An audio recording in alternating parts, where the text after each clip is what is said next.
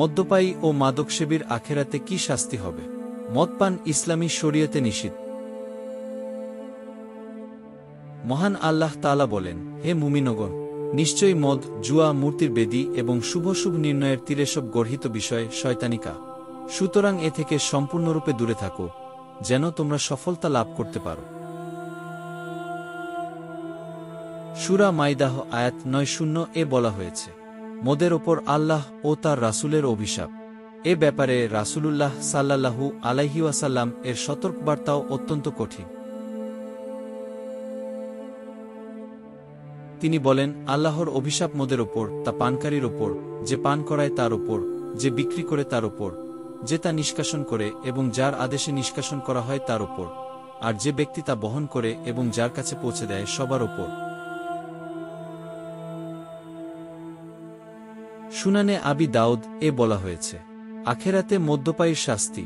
হযরত জাবের থেকে বর্ণিত, এক ব্যক্তি ইয়ামেন থেকে আগমন করে আল্লাহর রাসূলুল্লাহ সাল্লাল্লাহু আলাইহি ওয়াসাল্লামকে তাদের ভূমিতে উৎপন্ন জুরাহ, ভুট্টা থেকে প্রস্তুতকৃত শরাব সম্পর্কে জিজ্ঞেস করল, যাকে মেরু বলা হয়। রাসূল তাকে বললেন, তা কি নেশা সৃষ্টিকারী? সে হ্যাঁ উত্তর দিল।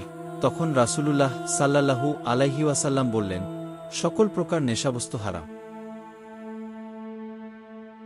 আল্লাহ অঙ্গীকার করেছেন যে, যে ব্যক্তি নেশাবস্তু পান করবে, তিনি তাকে তিনাতুল খাবাল ভক্ষণ করাবে।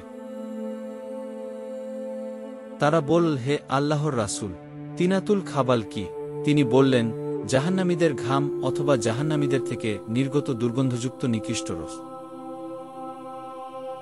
সহিহ মুসলিম হাদিস নং ২০০২, নাসাই শরীফ হাদিস নং ৫৭০৯ বলা হয়েছে। মদ্যপানে উপকার আছে। অনেকে বলে, পরিমিত মদপানে উপকার আছে। কিছু ক্ষেত্রে দাবি সত্য। তারপরও মদ পান করা যাবে না, কারণ এতে উপকারের চেয়ে ক্ষতি অনেক বেশি। মহান আল্লাহ তাআলা বলেন, তারা আপনাকে মদ ও জুয়া সম্পর্কে প্রশ্ন করে। আপনি বলে দিন, এ দুটোর মধ্যেই রয়েছে মহাপাপ। যদিও মানুষের জন্য কিছু উপকার রয়েছে, কিন্তু এর পাপ উপকারের চেয়ে বেশি।